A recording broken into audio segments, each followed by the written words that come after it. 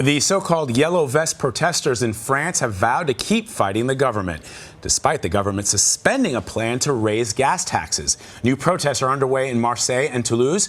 French students set fires and clashed with police. The protest started a few weeks ago as a movement against the gas tax, but now they've transformed into nationwide calls for major changes from the government and other institutions.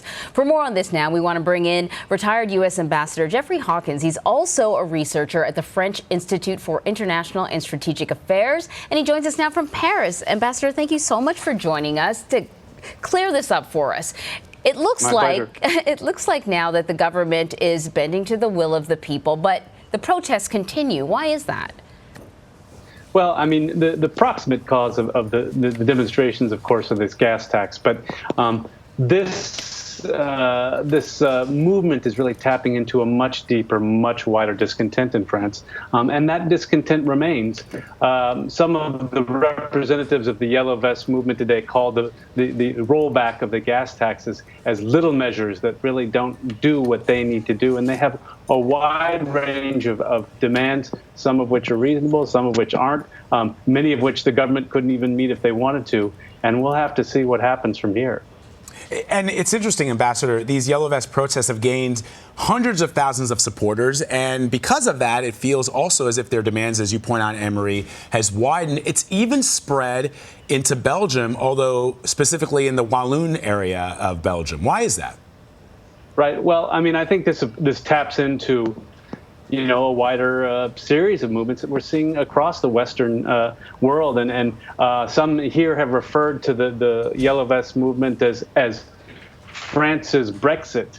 And what we see sometimes in the United States also may be in some ways tied into it. Although I have to say that this is culturally a very French response to what may be a wider series of discontents, and also very provincial. It's not about Paris, as so often things are here. This is a movement that's springing up from the hinterland and working its way into Paris, and we saw that a little last Saturday with the demonstrations and the riots in the center of Paris itself.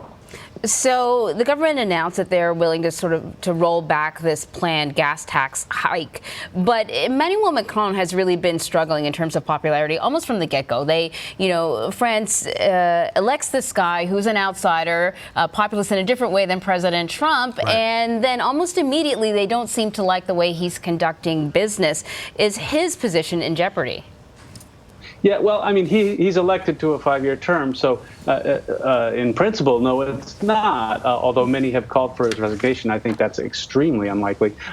But Macron is a centrist who created his own party from taking from both the right and the left, and that was perhaps a brilliant electoral strategy, but it's left him exposed now. There's no real party behind him now to support him, so he's getting attacked from all sides. It's interesting, Ambassador, you point out that this isn't really just Paris-focused, that it's people that are coming from the banlieues, the regions, the suburbs outside of Paris. But there have been long simmering tensions, as you all know, in France for many years with the folks who inhabit those banlieues. Is this just another thing that the French government has to address, because it keeps happening? We've seen it happen. If it's not this, it's something else that makes people very angry, whether it's the quality of the services they receive in terms of medical care, education for their children, or if it's being, if their rights being sort of trampled by police on their search for whatever it is that they search for when they're in those banlieues. Well, I mean, this isn't a banlieue movement. This is what they call here La France profonde. This is really lower middle class and middle class people who are seeing their buying power eroded by taxation and all the rest, and they feel like poor people are taken care of by this government, and they feel like rich people are taken care of by this government, but they don't feel like they're being taken care of. And so in places where you don't have public transport, where you have to take a car to get to work, that's what really motivates these people. And this anger, unfortunately, is being used by people on both the extreme right and the extreme left. And again, we saw that in Paris, where many of the Yellow Vests completely disavow the violence and the breaking and the pillaging that we saw. But there's all these groups that are sort of attaching themselves to this very strong grassroots movement, and it's really concerning. It's not clear where we're going to go, and the organizers, if you can speak of that, because it's a very sort of opaque movement that's sort of come up on its own. The organizers are already calling for demonstrations on Saturday, what they call here Act 4. So this will be the 4th week in a row, and very worrying because the government doesn't have really anyone to talk to.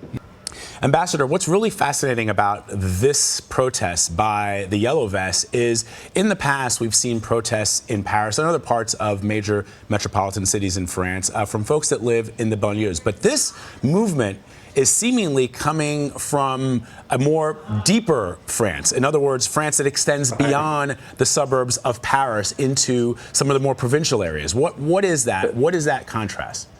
That's absolutely right, and politically that may make it more dangerous for Macron. I mean, in the past we've seen these images of demonstrators burning cars in the belt of cities around Paris where immigrant populations live, where the very poor live.